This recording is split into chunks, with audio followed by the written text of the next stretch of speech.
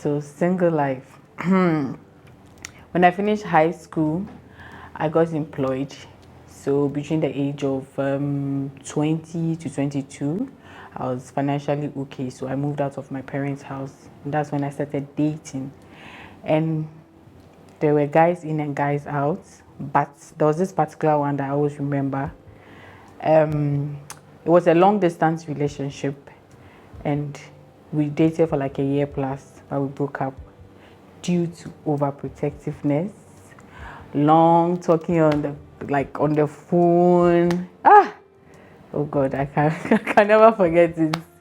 If he's not talking 24 hours, he's doing video calls, or he's saying why are there guys at the background, or he's just being like a normal man that who is so jealous would be. But I just felt like no, I just can't do this. I don't need a man who is so jealous, who's overprotective, who is abusive as well. So things really weren't going that well. So we had to just go our separate ways. So after I broke up with him, I was feeling a little down and depressed. And I was like, you know what? There's this thing people have been talking about. There's dating app and all those things. I was like, okay.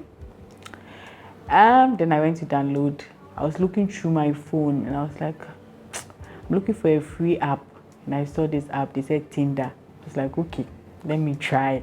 When I went on it, I uploaded this nice picture. Come and see guys. They were just messaging me like this, messaging me. Everybody that was on that thing was like, are you here for hookup? I was like, what is hookup? That was my first time hearing that word. They're like, oh, you don't know what is hookup? I was like, no, what is hookup? So apparently that app, they've been doing a lot of hookup on it. I'm like, no. So one guy took his time to explain to me that, oh, hookup means you sleep with the person, then they'll pay you. I was like, hey, God forbid it. I can't be on such an app. I was like, okay, let me just wait because there are some good ones on it.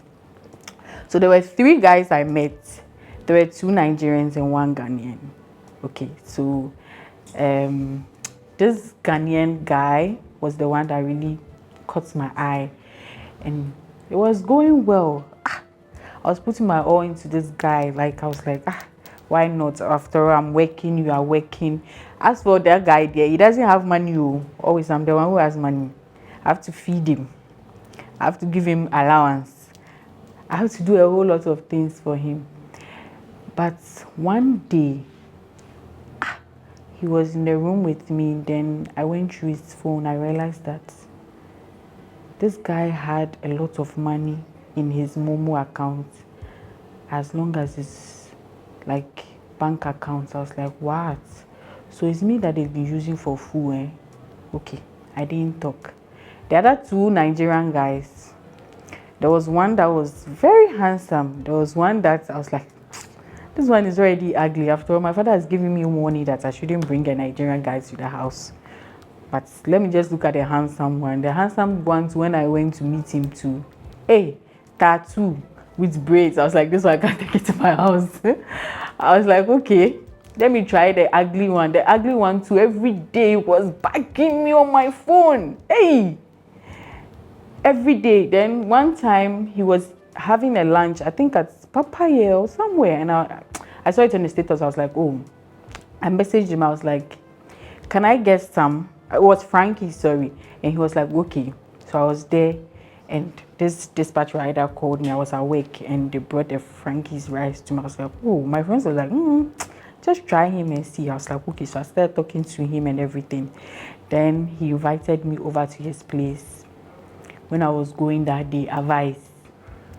My friends in the office took me down and put me down 30 minutes. They're like, Nigerian guys are wicked. They'll kill you. They'll murder you. And you are going alone. I was like, there's no harm in trying. Let me just try it and see. You don't know where it will end into. So I took an Uber from my office and I went to his place. And when I went, I met a lot of guys there and came to meet me and took me in. I was there now. These boys, they left me in their house and they went out. I was sitting in the room. I was like, hey, Sharon, who asked you to come here? What if they catch you in the cupboard and they kill you? Or there's some juju man somewhere to use you for rituals. But something that caught my eye that made me feel like, okay, this could be something positive was that after they came back, there was this meeting they were having, and they were talking about how to have businesses to give them income and other things. I was like, oh, okay. So they are not really into fraud. Okay, this could be a positive sign. So from there onwards, we started talking and everything was okay and it was moving well gradually and everything. So one of these days, they invited me. They were like, he and his friends, they were like, I should come over to cook for them. I was like, okay. So that day, my favorite food, jollof, and I prepared it for them. Ghana jollof. And that was their point. Up to now, they always talk about it. They're like, even some of their wives are like, they want to know the ingredients I put in that jollof that made all my husband friends today, they can never forget it. And that was where I won all of them. But the moral lesson in this is that there was another girl behind you, and these boys were calling you our wife, our wife, our wife, not meaning there was someone else. So whenever I go to his place, you know, it was like a 2-bedroom apartment. It was my husband and his friend. So the landlady will see me and she'll be like, ah, who are you? Are you Rita? I'll be like, oh no, I'm not Rita. And I'm like, ah, why is this woman asking me who is Rita? So I'll go and ask my husband, which was my boyfriend, then that, who is Rita? He was like, oh, don't mind this woman, she's old, so she's just saying anything. I was like, okay. Then I'll see that this boy will just be pressing things and touching things on his phone. I'll see Rita. I was like, who is this Rita?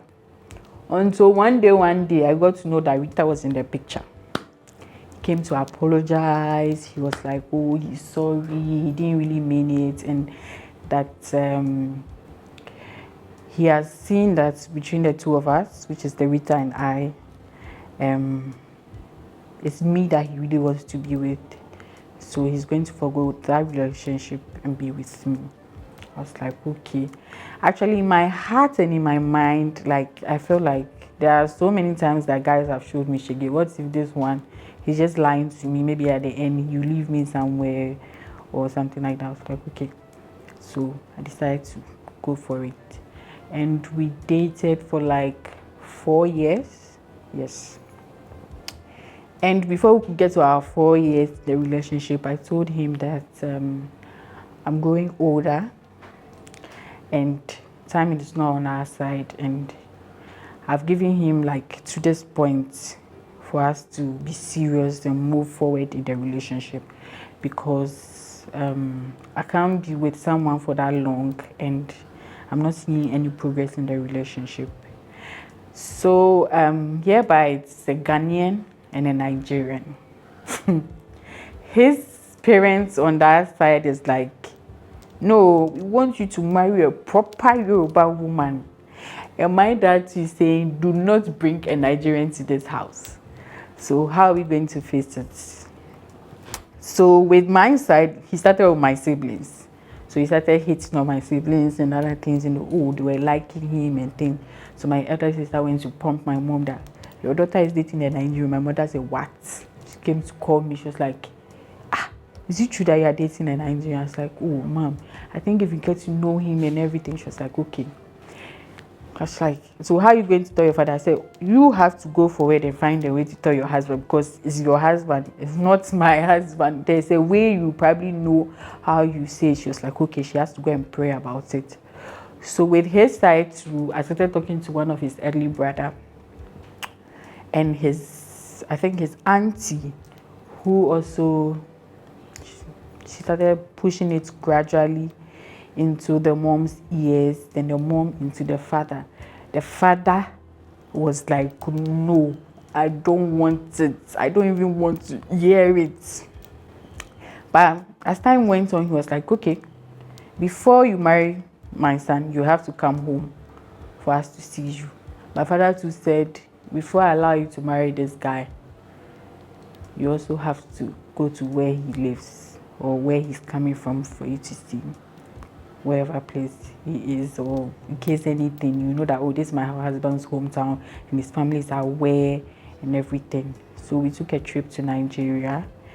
We got to Lagos. From Lagos, they went to Ondo State. That's where he's coming from. And surprisingly, the father loved me. It was just a nice thing. Up to now, he still calls me his baby. And the mother too, just like me. Sometimes when we are saying, people will be like, oh, is he your daughter or is he your big sister? Because we look so much alike. And that's the same way it has also extended in my family. My mom doesn't really joke with him. My dad as well, that's his best friend now. Because we are just 3 girls and 1 boy. So my father has added him to his siblings. Okay, then in 2021, then we got married. And it wasn't easy because during the period, I felt sick. So during my wedding day, it was just awful. I couldn't do whatever I wanted to do. I didn't really dance. I didn't enjoy my heart. My husband went to carry live band people. I wanted music so that I would dance and shake my body. These live band people will not make us here with this their Yoruba Nigerian song. Oh God. Oh no. It wasn't nice at all. I'll do my wedding again, and when I do it this time around, no live band. I'll block them somewhere and just disco throughout, would dance. But it was nice, but I just didn't enjoy it to my satisfaction because I was sick. That's it. And now we are married. So it's been great. It's been challenging. When I say challenging,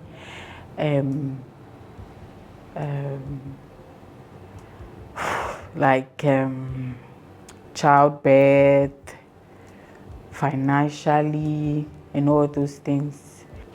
It's not easy. Like, you love someone and you guys will come together and put something so special together, and at the end, the thing that you put together doesn't really germinate, or it doesn't really grow to that factor. And all the time you're always thinking, oh, when this, and people see you, oh, you are old in the marriage, you hurry up and have children, and what are you waiting for? But people don't know that times like this, you have to be patient with people, everybody in their life. And sometimes God has a plan for everyone. So I'm saying this to people outside, that please and please and please, I'm begging you in the name of God, don't use your life to tell someone how they should live their life in their marriage. Because children are blessings from God. You can't see me and be like, your egg is finishing, hurry up and have children. You don't know what I'm going through emotionally in my house before you come and tell me that. Financially, you don't know what I'm going through before you come and tell me that. So please, those of you who have made it your point that when you see people in the streets when they are married and you know them when they were growing up, that hurry up and have children, please stop. It's not nice. So those are my challenges I've been facing in my marriage. And sometimes my husband said that, oh, my approach when I'm talking to people is like I'm fighting, or I'm overreacting over certain things. So there will be quarrels. That one day we do. Then we won't speak 2 days, 3 days. Then later on, me now, I have anger issue, but he's the bigger person. You come and apologize and be like, oh, let's let it go. When he finished, then you'll be like, won't you apologize? And I'll be like, oh, I'm sorry.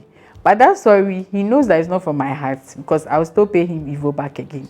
But I'm learning to be a good person. Like, it's teaching me how to be patient. And those are one of the reasons why I chose my husband, because he knows how to manage my anger. When I'm angry, he's not angry. No, he's calm and he just watches me. Then when I'm happy, he corrects me. By my exes, when I'm angry, they are all angry. So we are all shouting. So no head and tail. So when I looked at it, I was like, this is the one.